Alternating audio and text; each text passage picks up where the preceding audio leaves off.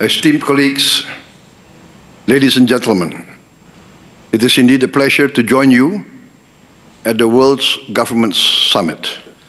I wish I could be there in person, but my schedule made that impossible. I was just elected a few hours ago to another 5 years as General Chairman of my political party. My compliments to the organizers for their excellent work in convening this summit. Now, more than ever, the world needs platforms where leaders can share ideas and shape global events. We are at a delicate moment in history. The international landscape is evolving rapidly, marked by instability and economic protectionism. If we do not act wisely, these changes may spiral out of control. This is a time to be active architects of a future guided by peace, justice, and mutual respect. Nations, regardless of size, must uphold these principles and shield the world from unchecked conflict, whether in Ukraine, Gaza, or in other emerging crises in Africa, such as the East Congo. I once called for an immediate ceasefire in Ukraine 2 years ago, not as capitulation of one side, but as a plea for dialogue over escalation. The ongoing toll confirms that no military solution secures lasting peace. Gaza remains a profound tragedy. While a ceasefire is in place, hopes and prayers alone are insufficient. We must ensure peace prevails. Gaza has suffered enough. It is time to rebuild homes, reopen schools, and restore normalcy. Indonesia supports sincere efforts towards a just and lasting resolution anchored in a two-state solution. The world cannot allow the cycle of violence to persist.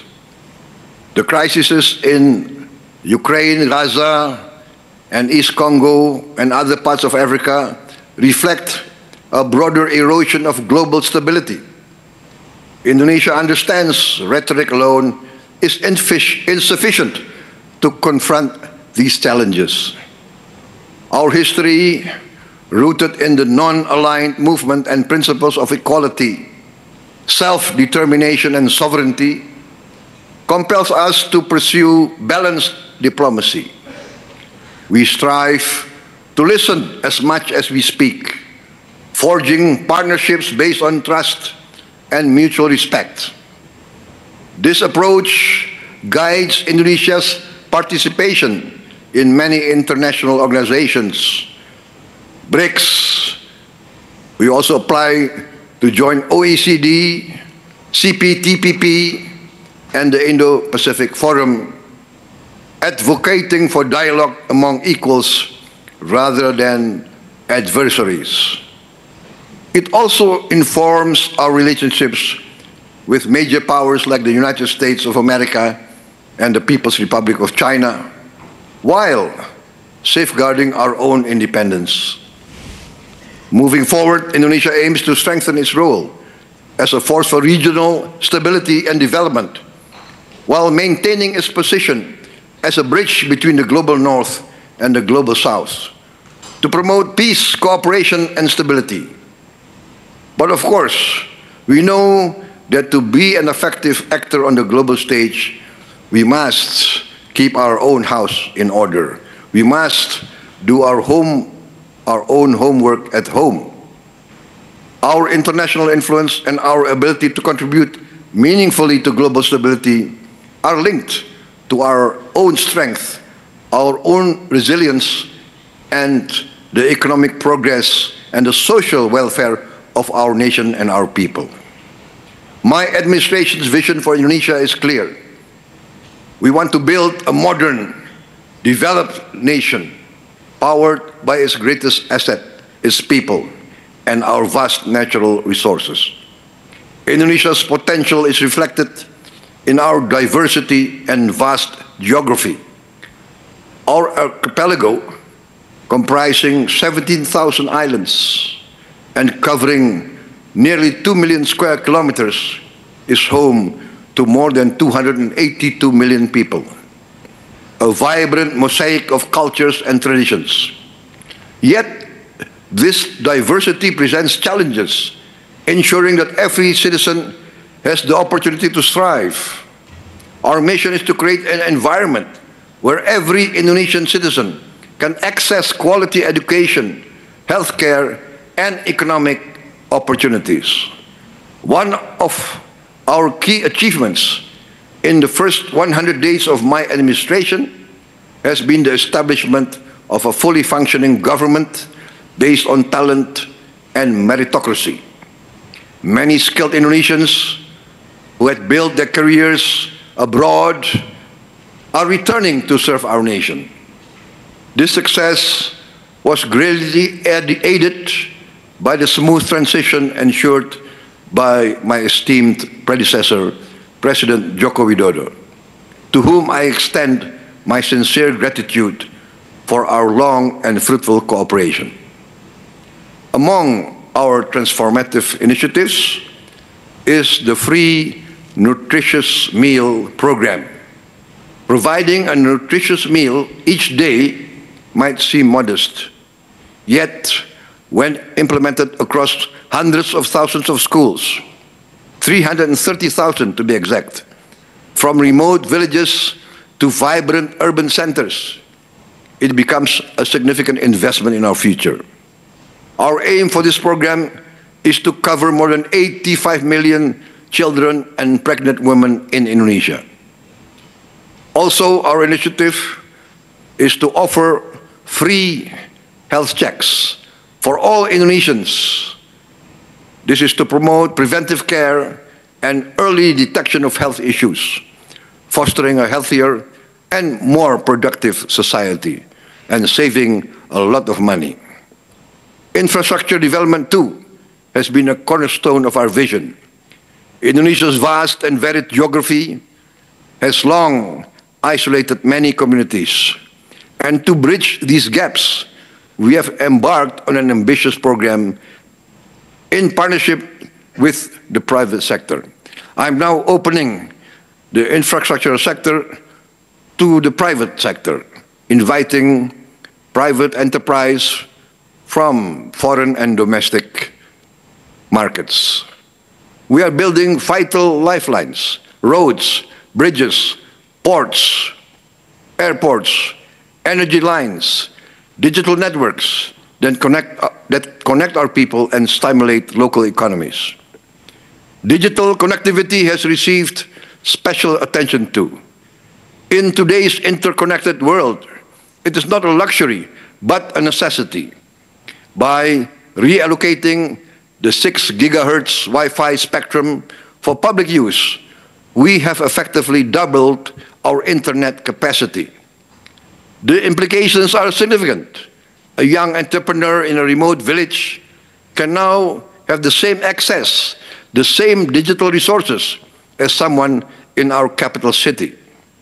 This ensures that every Indonesian from the remotest island to the heart of Jakarta has the same opportunity to participate in the digital economy, to learn, innovate, and prosper.